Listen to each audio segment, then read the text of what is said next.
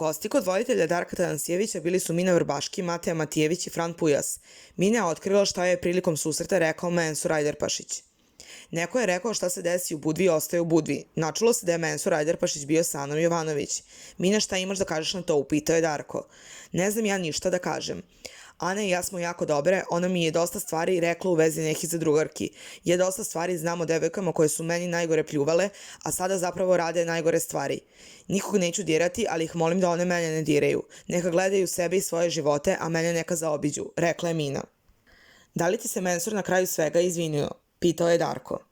Na kraju je ispalo da sam ja u pravu. Ja sam sve ratne sekire zakopala sa njim. Izvinio mi se. Kada smo se sreli, on je prišao i javio se. Da li sam ja jedinu stvar slagala? On je po izlasku video ko je govorio istinu. Shvatio je neke stvari. Moj dečko nema problem da ja popričam sa nekim. Volila bih da nekad ne znam ništa, rekla je Mina.